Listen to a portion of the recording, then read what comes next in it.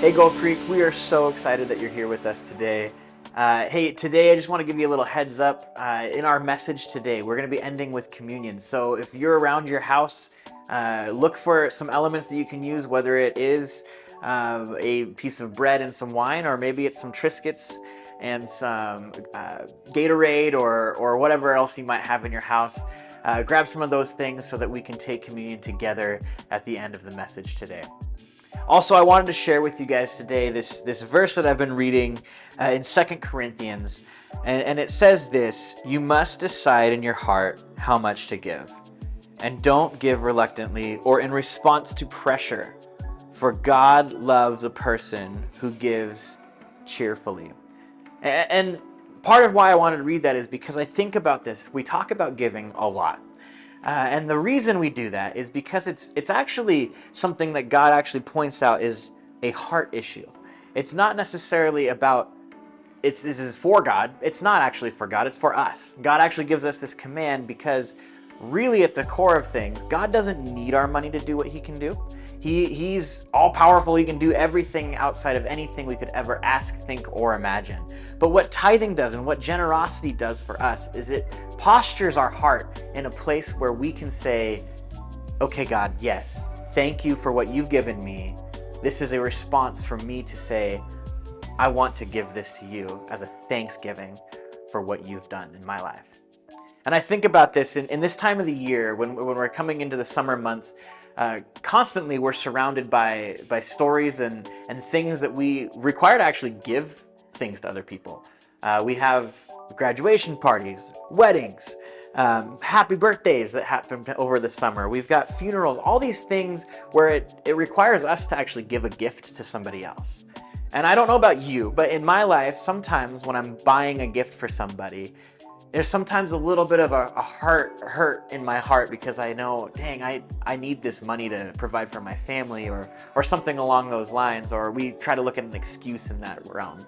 But then when we buy those things and we give them to those people, to see their reaction filled with joy and love because you cared for them, it's such a heartwarming thing in my life. And I think of the same thing when it comes to giving, generosity, and tithing to the Lord.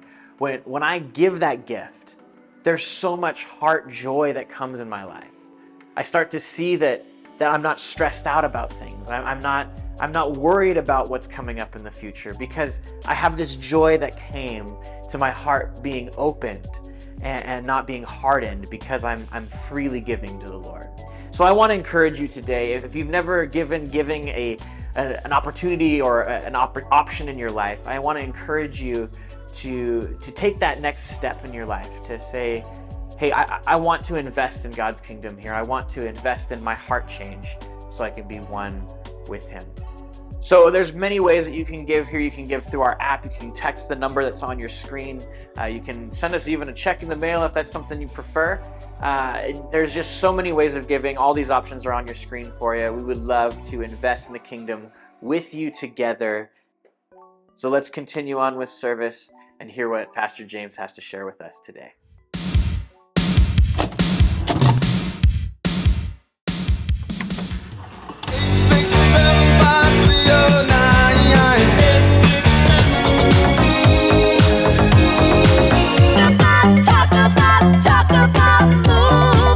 If you're blue and you don't know where to go to, why don't you go where fashion sits? Who let the dogs out?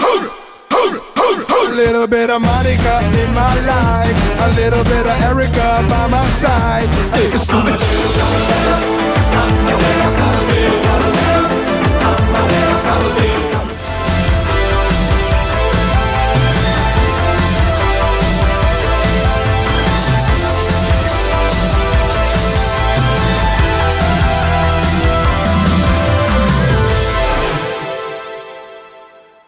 Hey, welcome everyone. We are in our final week of One Hit Wonders, and this one is a little bit bittersweet for me because I love walking down memory lane. I love looking at what we used to love and thinking about all the stuff and all the memories that came with these songs and the moments in time. And last week we talked about Bad Boys and what did you think of the TV show or the Martin Lawrence movie, and there's just like so many different factors. And today, for our last song, it's probably one of the biggest one-hit wonders of all time. So tell me if you remember this song. Ice, ice, baby. Alright, stop, collaborate and listen. Ice is back with my brand new invention. Something grabs a hold of me. Ice, Ice, Baby, right? Do you guys remember that song? I mean, the hook on that was undeniable. Like, everyone knew exactly what was going to happen as soon as the first 5 notes hit. And it was that dun dun dun dun dun dun dun. You knew exactly what was going to happen. The synthesizers were going to come in, and then of course you had to stop because you had to collaborate and listen. Everyone knew that. But did you know that there was a huge copyright battle for this song? Massive, because the hook was technically stolen from another very popular band. It wasn't even like they took it from some random indie band that no one has ever heard of. This was a big time, high selling, platinum album rock band that you may have heard of before by the name of Queen. And they recorded a song with another high profile rock band, or rock person I should say, by the name of David Bowie. 2 very big names that came together to record the song Under Pressure, which had the exact same hook line minus 1 extra downbeat, which is what the Vanilla Ice group, I don't know who the entity was that was in charge of this, they were arguing we have a downbeat, it is different, it changes the whole sound and feel of it. But the judge saw right through that. The truth came out. Vanilla Ice's group lied. I don't know if he himself lied, although he was on a lot of interviews saying it's a little different. We have an extra downbeat. You know, he tried to sell it as best he could. But in the end, they actually ended up settling out of court, realizing that they didn't want a long court battle that was just going to drain and drain and drain. And they settled out of court for $4 million, which at the time in the late 90s was a lot of money. And, which is probably the bigger one, Queen and David Bowie wanted songwriting credits. So they got to have all of those. But as I was thinking about this, what if Rob Van Winkle, who his name is Vanilla Ice, his stage name is Vanilla Ice, had just told the truth up front? What if he just said, you know, we actually love this hook, we love the sample, and we wanted to honor them. Rather than hiding what he did, what if he just owned up to the fact that he was a huge fan of those 2 artists and wanted to honor them? Why be so difficult? Would things have turned out differently? Would Queen have said, absolutely, take it, use it, run with it. It's going to give us publicity too. Would they have given them a discount? Would they have given them hardly any trouble at all? We will never know because that is not how they handled it. But today, we're going to look at the idea of dealing with difficult people. Rob Van Winkle's team made it difficult. And we're going to be in the book of 3 John today. And here's some background on 3 John before we get started. 3 John was written about a man named Diotrephes, who's essentially a false prophet in this church. He loves himself. He loves his position. He doesn't want to give it up. And as such, he's giving everyone else a hard time because they were trying to honor Paul and Jesus and grow the church. As such, there is now a division and hurt in the church. And from different readings and different scholars, Diotrephes was probably the church leader, the campus pastor, the senior pastor, the whatever today's equivalent of position is. And these other people that John mentions, Gaius and Demetrius, they're other faithful leaders in the church. So, what does this letter say to us today? What are we trying to pull from today? Well, one is that truth, not everyone should be a leader. And second, the church has people in it that don't necessarily represent Jesus. All that to say, nobody is perfect. No one. None of us, myself included. We all have flaws and problems. And there's 3 myths about church culture that I think a lot of people have when they come in with these expectations. And one of those is that we're all going to get along because we're a church body, we all love Jesus together, we should all get along, that nobody's a hypocrite, and that everyone's got your back. And I think that we come into a lot of situations. This may not just be just a church too. This could be family outings. This could be a work dynamic. Like there's all kinds of expectations that we will place in social and communal situations where we have all or some of these as our forefront, the thing that we want in this relationship. I love my job because we all get along, and I love my job because everyone's upfront and honest and no one's a hypocrite, and I love my job because if I make a mistake, I know they got my back. And then that doesn't always happen, and you go, this company's the worst. Well, maybe the company's not the worst, maybe you're not the worst, and maybe you're just surrounded by imperfect people, you yourself included into that equation. So with that, I want to talk about when we need to be cautious. Because yes, we're surrounded by imperfect people and we are imperfect ourselves. But are there things that we can do to limit, to protect, to create a little more safety so that we lessen the moments where hypocrisy and fakeness and backstabbing really wound us? Maybe it's a grazer, where the knife attack's coming, so you move, and it just kind of grazes you versus a full-on stabbing. I know that was very morbid, but I couldn't think of anything else on the fly, so just run with that one. But when we need to be cautious, the first one is we need to be aware of those who love power but not accountability. So if we read in the scriptures, this is in 3 John, and the verse says this: I wrote to the church about this, but Diotrephes, who loves to be the leader, refuses to have anything to do with us. So again, you don't have to be in a church-specific setting to grasp this idea. It doesn't have to be in a pastoral context. You don't have to look at me and go, James, is that you? Maybe it is me. Well, a lot of it is me because I'm not perfect as well too. But for me, specifically, I could care less if I have power. That's just not my personality. But you don't have to be in a church setting to grasp this idea. Those that crave power but don't want to be told what to do with their power will eventually lead to hurt and destruction. It's going to happen because there are always going to be people around them that are going to ask questions. They're going to say, are you sure about this? I don't know if this is right. I think you're skating the gray line here a little bit.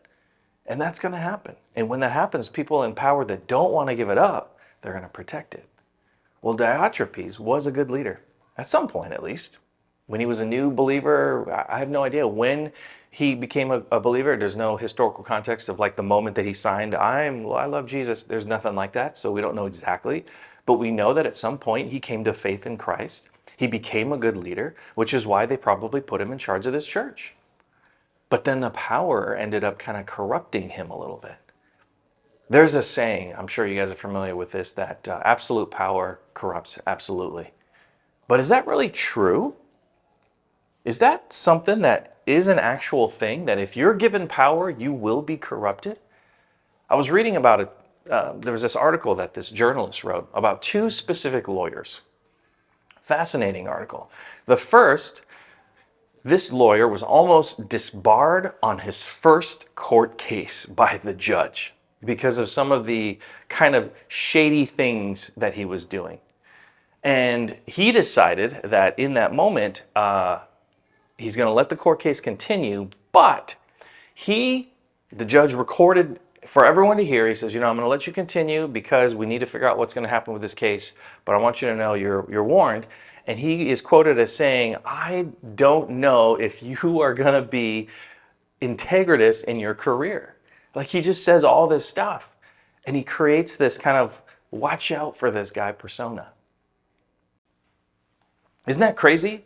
I mean, I have serious doubts about whether you have the ethical qualifications to practice law. That's a huge thing for the judge to say about this person, this lawyer, this up-and-comer.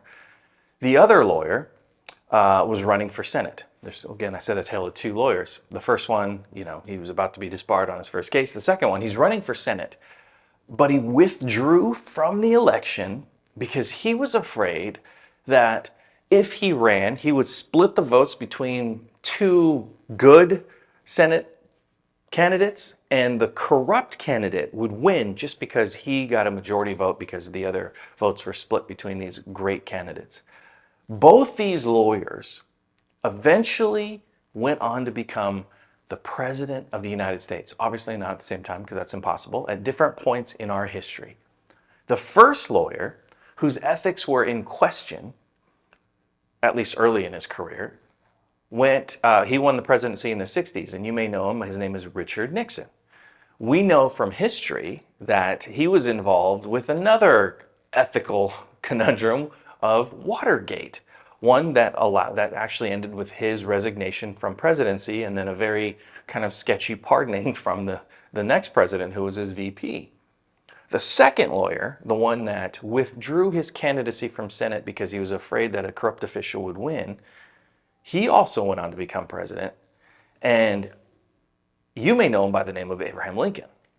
And he would oftentimes, and this is also recorded in a lot of historians' books, during his presidency, for 4 hours a day, at least one day a week, he would open his office for citizens, normal citizens, to come in and to share their problems, their grief, all the things that they're struggling and worried about. He would do that every single week because he believed in being transparent and allowing people to access him personally. Two men, two lawyers, two presidents with the same power. Did power corrupt, or did power reveal what was already inside of them? We should be mindful and careful to observe our behavior, our words, and our results. Because the truth is, who you are now is only going to be magnified with more responsibility given. And when Paul is admonishing this man, he's not just pointing at leaders, he's pointing at all of us, because the truth is, you have influence over someone, which by definition means you are leading someone. So you have the exact same possibility of leading this person away from Christ or towards Christ by the way that you speak, by the way that you act, by the way that you are. That's the first one. The second one is be suspicious of people who push personal agendas. If we keep reading the scriptures, in verse 10 it says, when I come, I will report some of the things he is doing and the evil accusations he is making against us. Not only does he refuse to welcome the traveling teachers, he also tells others not to help them. And when they do help, he puts them out of the church. So he kicks them out of the church for helping these missionaries. The Greek word that Paul uses here for accusation is translated to the word gossip. When you think about gossip, you really don't do it to edify or encourage. You don't say, oh, I heard this really juicy piece of gossip. Yeah, this person, oh, they're awesome. Isn't that great? Like, they do so many amazing things. Shh, shh, shh, don't say anything. Okay? Between you and me, they're amazing. You don't say that. When you speak gossip, typically, did you hear about such and such? Oh, man. their Botox makes their face look like a melted snowman. You know, and you make up these things, or you just talk bad about people behind their back. And it could be in a guy setting, you know, like, oh, he bought another Camaro. Oh man, his marriage must be falling apart. No, that has nothing to do with it. Maybe he just likes cars, but we make stuff up because sometimes tearing someone else down makes us feel better. Doesn't make sense, but we still do it. And when Paul says be suspicious of personal agendas, that's a personal agenda that we have when we tear other people down. And we see that the person that Diotrephes is, he gossips. He's not hospitable. He blocks good deeds and he unfairly punishes. All the marks of a terrible leader. Sounds like a great guy, right? Like, oh man, how dare he? Do you guys remember in the movie Home Alone? If you've never seen Home Alone, I'm going to spoil pretty much a big important part of it. So I would pause the video and go watch Home Alone and then come back and be like, okay, I understand this analogy. And then I'm also going to ask you, where have you been since 1990? Just going to throw that out there. But do you remember that he was afraid of Old Man Marley, the guy that would shovel the sidewalks and put salt on the sidewalks? Because as they were out looking out the window, his brother comes over and tells him of a tale of Old Man Marley murdering people and using their cremated ashes, their remains, to salt the sidewalks. And that's why he walks up and down the sidewalks with a shovel and this giant thing of salt. And this actually scares Kevin. And Kevin has a few encounters with him. One is inside of a store, and when he sees him, he screams, the famous Kevin scream, and he runs out. And we know that that wasn't the truth about who Marley really was. And we find out later, after he finds him in a church of all places. Hey, there you go. In a church, there's hypocrites and there's people that are good. Go figure. He sits down with them, he has a conversation, and he finds out that Old Man Marley is a sweet old man who, at the end of the movie, actually saves his life. Isn't it amazing how false news can drive actions? False information, gossip can drive action and fear. Do you remember when we were going to run out of toilet paper? Do you remember that? Do you remember when everyone lost their dadgum minds that we were not going to have toilet paper? As if that was going to be the end of all of us in civilization because we were going to not have these little pillowy pieces of paper to wipe our backsides?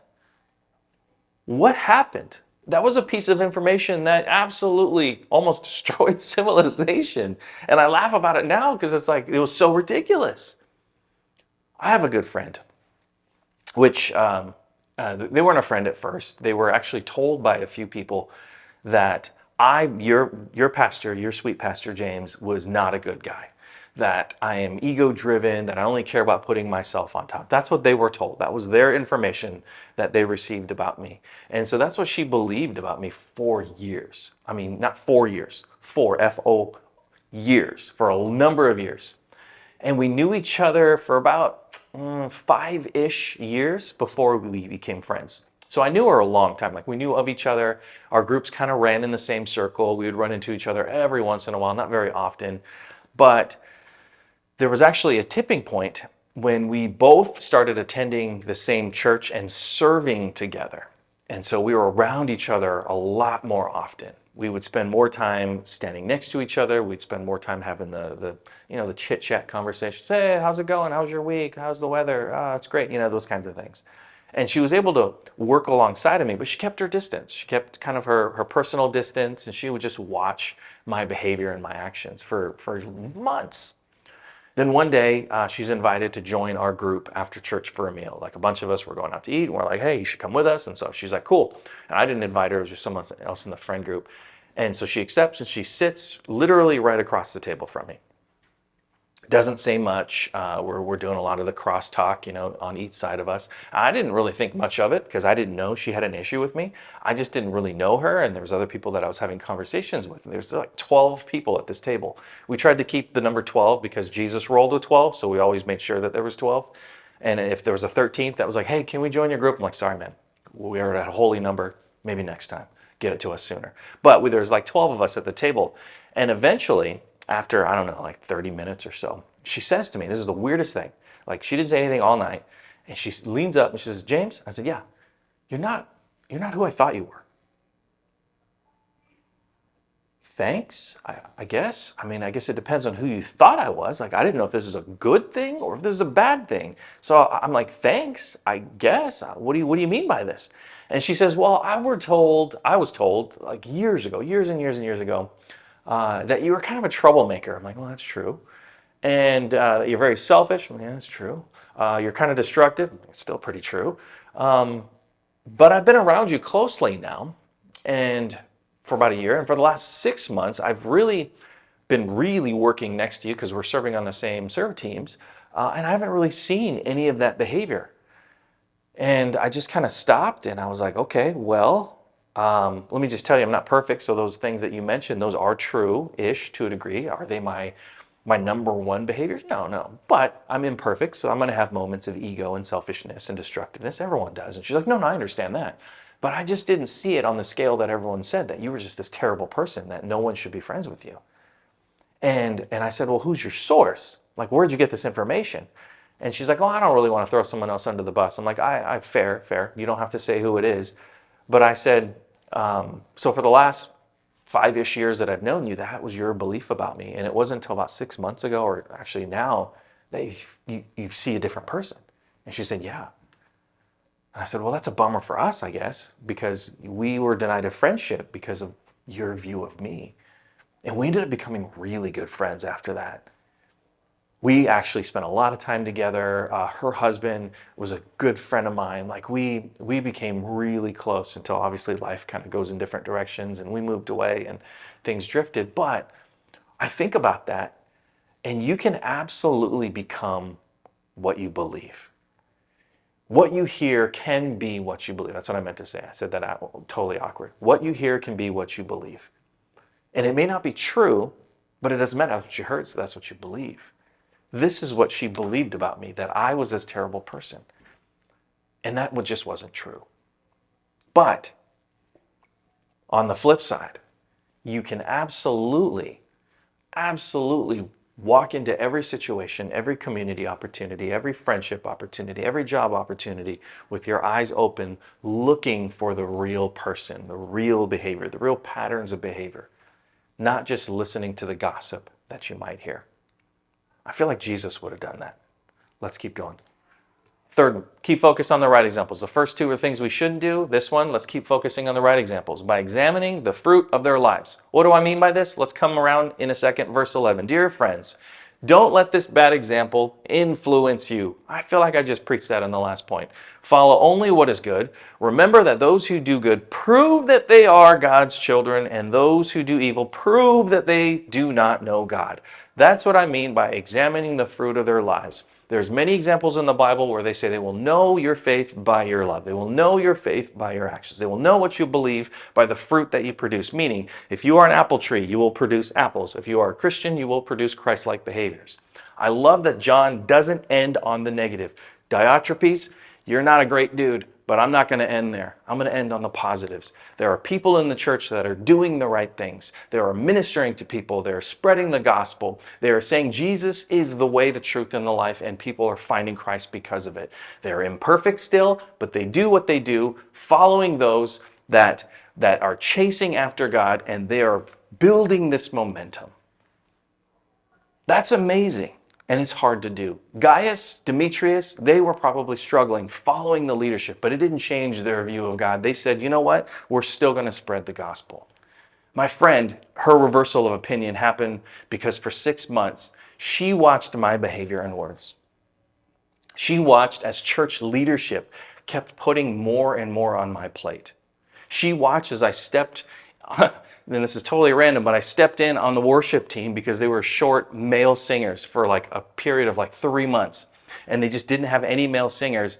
And I didn't really want to do this, even though I started my career in worship. I really didn't want to. It wasn't my thing. I was like, you know what? For me personally, this just isn't my ministry button. But they needed help. And they said, James, we know you can do this, so we need you to come up. So I was like, dadgummit. And I jumped up. And she was like a little apprehensive because she was on the worship team. She's like, I don't let this hoser on the worship team next to me. And then she was like, he's actually kind of a nice guy. I'm like, I know, isn't that great? But all that observation, she finally spoke. You don't seem like I thought you would be. I told her, again, I'm not perfect. I've done all of these other things. Who hasn't? But if a person sees bad once and lets that be who that person is, I can't control that. Luckily, I'm forgiven by Jesus, but I can't control how others view me off of one set of circumstances. I might have been having a bad day. She might have seen me walk by a snail on the ground and be like, stupid snail, and I flicked it. I don't know. I've never done that. But, if she did or someone else did, that's obviously a weird behavior. But that's not who I am. The reality is we will all see the worst behaviors the more we get to know people. That's just the truth. The closer you get to people, you're going to see some bad behavior. You're going to see it more often. Because again, we all have bad weeks, months, years. The question is, will you let that become who they are? And would you want the same done to you? The key takeaway that I want to give you today is don't let a few bad people ruin your experience with God and the church. Church hurt is real. I am not downplaying any of that. I have been hurt by the church too, and I'm a pastor. And I know that God is bigger than the church. And I know that no matter what I think is the right course or set of behaviors, that God doesn't change, that He is above all of that. That no matter what happens, He is still at the top of it going, don't worry, I'm going to lead you through this. He will use everything and everyone, the good and the bad, to reach people's hearts. And our responsibility, my responsibility, your responsibility is to be as attractive and loving as we can. Just like John's encouragement to Gaius. And that's how I wanted to end, is with scripture. They have told the church, hear of your loving friendship. Please continue providing for such teachers in a manner that pleases God. Gaius was told not to. He's going to get kicked out of the church. It didn't stop him from ministering to people the way that Jesus asked him to do. He is modeling an example of faith. And when we make mistakes and we own up, and when someone else makes this mistake and we forgive them, that's Christianity. That's Jesus' love right there. And I love that He gives us those examples to follow. And again, I'm not diminishing any pain that you've felt in the past, any church hurt, any church Christians that have said mean things to you. I'm not saying that those aren't terrible things. I am just saying that they are imperfect as well too. And of course they're going to do and say imperfect things, but that doesn't change that a perfect God still loves you and that He values you and He wants to be in connection with you. And so my encouragement to you is follow God, not people. Now what I want to do is I want to end today with communion, and I would love for you guys to grab some elements if you can, and just kind of pause the video, and that'd be fine too. But we're going to do it because I think that Jesus had this great moment with His closest friends. Like they're all up there. He knew that one would betray Him, and that the other 11 would desert Him. Did He cancel communion because of that? No. He still served them. That just blows my mind. He goes to that upper room knowing what's going to happen, that Judas is going to betray him, and the other 11 are going to run away, that Peter, it was his closest friend, was going to deny that he knew him 3 times. He knew all of this, and He still served them, still washed their feet, still had communion with them. So today, as we take communion, I want you to think about Jesus serving those that hurt Him. He forgave them. And we have the choice to do the same. So let's take communion together. What I'd like for you to do right now is grab your bread and remember that this represents His body, that He broke the bread, handed it to His disciples. And He is painting a picture here of what forgiveness really is, because He is going to let His body be broken and His blood be shed so that you and I can experience forgiveness. So take and eat. This represents His body, which was given as a sacrifice for us. The natural consequences of your body breaking is that your blood will spill. And so He took a cup filled with wine, a normal thing to do during Passover. But again, another symbolic reference that His blood was going to be the final sanctification. Big word, big Christian word, but what it means is that we are free. And that was going to be the final thing, the final reason why we were going to be connected to God forever, was because His blood covers us and God now sees holy. So take and drink. This is His blood. that he willfully gave for us. Let me pray for you. Heavenly Father, I'm so grateful for today. I just ask right now that you continue to just provide. God, I know that there are many people watching that have experienced pain and hurt, and I pray that that does not become a deterrent for them following you, for them investing into relationships, and for them finding a church, because we are all imperfect. I pray that they find the right place. God, I pray that they find the right spot. I pray, God, that through all of this, they do not let go of you and let go of your robe. And I just pray right now in this moment for healing if people that are watching, they just need healing, for excitement for those that need to invest in a church family, and God, for perseverance for those that are just kind of in the middle of the doldrums. They're just not sure what's next. I just pray for a spark and ignition of passion. And I ask for this, God, in Jesus' name. Amen. Thank you guys again for joining us today. We look forward to seeing you guys next week for a new series. I'm not going to tell you what it is. You're just going to have to tune in to find out.